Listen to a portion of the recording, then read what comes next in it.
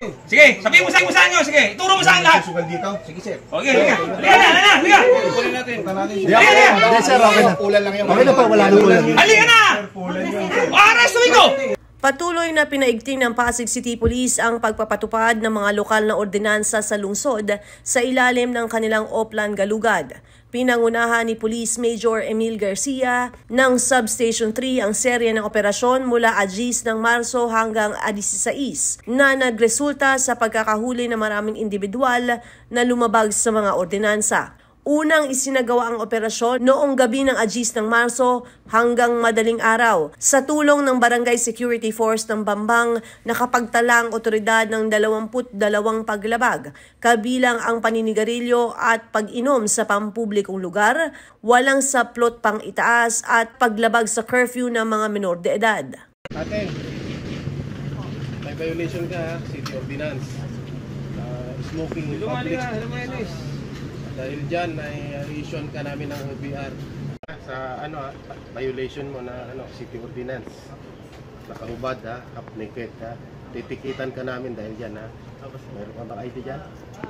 Muling nagsagawa ng operasyon noong 15 ng Marso kung saan 14 katao ang hinuli dahil sa paggamit ng vape at pag-inom sa pampublikong lugar, paglabag sa curfew at pagiging half-naked. Sinundan ng operasyon sa mga barangay ng Malinaw, Santa Rosa at San Jose kung saan ilang individual din ang nahuli sa iba't ibang paglabag. Likewise, ako ba half-naked? Nakahubad ka.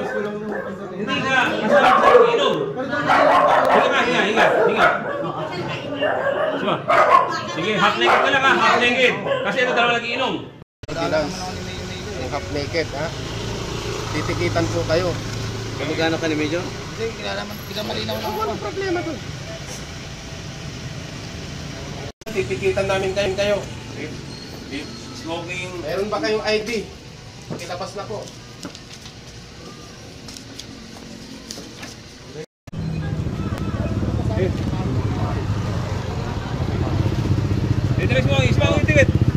Titikita ka na ba ng City Ordinance? Violation ng City Ordinance, smoking, paninigarilyo sa publiko, then pagkakalat. Hindi na iwasan ang iba't ibang reaksyon mula sa mga residente. May ilang umalmas sa pagkakahuli, nagtaka kung ano ang kanilang naging paglabag, habang iba naman ay mahinahong tinanggap ang paliwanag ng pulisya. Mayroon ding mga individual na nahuli na hindi na malayang lumabag na pala sila sa batas. Sige, sabihin mo saan nyo. Sige, ituro mo saan lahat. Susugal dito. Sige, sir. Okay, liga na. Kunin natin. Hindi, sir, okay na. Ulan lang yan. Okay na po, wala na ulan. Halika na! Arrestuin ko! Nirereklamo mo, tara! Ganito yung Halika na! tayo mag-ano, sir. Hindi mo, sir. Hindi po, lumuna. Ha? Makulit ka, ikaw ay nirereklamo rin Sir, sa mga okay bahay na mo po, eh. sir. Sir, okay na Ikaw po, talaga sir. eh. Baka yung mga talaga yung makulit mo rin. Gabi-gabi, maghapon na rin ito Ordinance violation receipt. Pag first time pwede mo mag-appeal ng Senior of Community Service. Kasi kung mabiyari ka 500, city wala. Brad, makinig ka muna. Nakikinig ka mo, boss. Makinig ka muna, Brad, ha? Makinig ka muna. Ha? Sa first time, pwede mag-appeal ng Seminar of Community Service kasi kung mabiyari 500 sa city wala. Ngayon, maglabas kayo ng ID nyo para sa pagkakakilanlan. Para ma-issue kayo ng OBR, ha? At binibigyan ng 5 araw ng balugit sa City Hall para i-comply, ha? Punta nyo ito sa Senior Office. Sa Princeton, Brad, ha? Doon yung bagong City Hall ngayon. I-comply nyo. Nakunawaan ba? No po, sir. Okay, tigita nyo. Ito nga na boy. Pag-uban sa pampublikong lugar. Lalo-lalo, naglalaro ka pa. Dito ka sa ganito. Hindi, titikita ka muna. Titikita ka muna. Makinig ka muna. Baka dito So violation mo, isisita mo sa City ng Pasig, sa Princeton. Titikita ka namin. Pakita yung ID, kunin ka. ID ka ba? Kunin ka na. ID? Ano ka ba? Ano ang trabaho mo? Ikaw. Wala kang ID? Ikaw. Ikaw. Sigurado ka, yung Ilan? ibigay mo pangalan sa amin, sigurado Si Ocho? ang pangalan namin. ID? Kung hindi tama yun, pwede kang magkasuhan ng Ha? ayusin. Ano ba? Apelido. Ito muna. Ito ka na dito! Ito, malinis ko lang sa pinansa. Bawa kita tayo.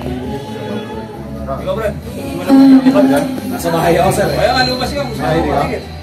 ID? Ito, sabihin mo yung Mainan! kung makatunayan ng korte na gumagamit ka ng yung pangalan mo. Hindi nakakasunan na. Ako, naintindihan ko ba? Pangalan mo. Ayon sa Substation 3, mas marami pang operasyon ang isasagawa sa ilalim ng Oplan Galugad upang mapanatili ang kaayusan at disiplina sa lungsod. Ako si Luan Peñano para sa latest ng iNews Pasig.